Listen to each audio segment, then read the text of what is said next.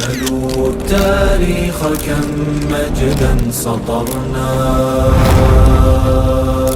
على صفحاته وبه تغنى.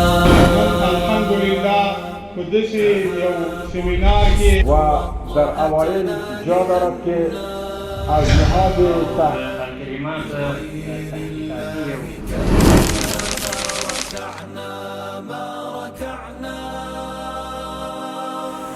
دوهم لامل چې د امت د دې د وجې نه خپل شکست ولیده هغه علم کلام یا فلسفې ته مخه کول و.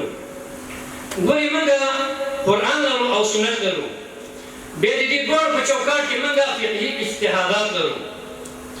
رسول الله صلی الله علیه وسلم فرمایي ترکت فیکم امرین، ما تاسو ته دوه شیان پرېښي دي، کتاب الله و سنت رسوله. هغه یو د الله کتاب ده، بل د نبي علیه الصلاة وسلام سنت دي.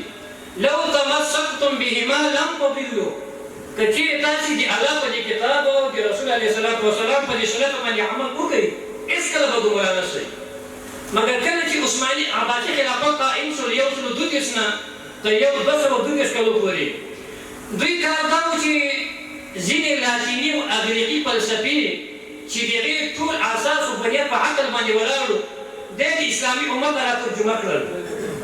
او مسلمانانو او علماو دغسې طلبه کرام د دې فلسفې په زده کړه باندې اخته شو، قرآن او حدیث کې پاتې شول. موږ تاسو کې یو خبره مشهوره ده چې امام غزالي رحمه الله چې حجة الاسلام ده په 505 کې وفات شوی ده، هغه چې کله وفات کېده نو د بخاري شریف په سینه باندې بیا یې ژړل او ویل چې ما نه هسې عمر په دې علم کلام او فلسفه کې تېر شو، کاش چې مې د لومړۍ ورځې نه د دې احادیث سره ملګرتیا کړې وای. دا خبره ډېره مشهور ده، علما معنی کې. نو دغه غربي یا دغه لاتیني فلسفه چې ټول اساس یې په عقل باندې ولاړ و، د اسلامي نړۍ ته راترجمه شوله.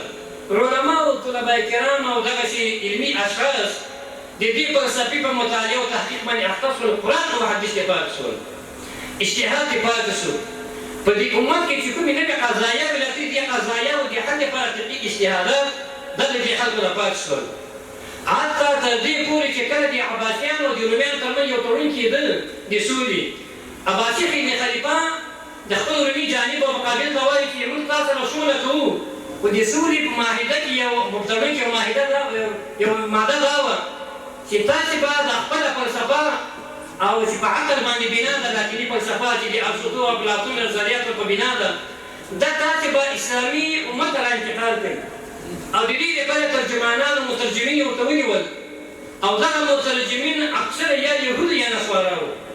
د دوی هدف په دې کې دا و چې دغه لاتیني فلسفه او اسلامي علوم دا سره ګډ کړي، مختلطې کړي، او خلکو ته دا ووایي چې د مسایلو د قضایا او د حل لپاره د قرآن او د حدیثو نه اخواته یو بل هدف هم موجود ده چې هغه عقل ده. دا اوس وخت چې کوم لپاره چې ته غږېږي عقلګرایان چې ورته وایي، هرې مسئلې ته د عقل ادرس او د جواب وایي، نو خبره دا ده چې عقل د انسان دا په شریعت کې یو محترم شی ده. وبه تغنى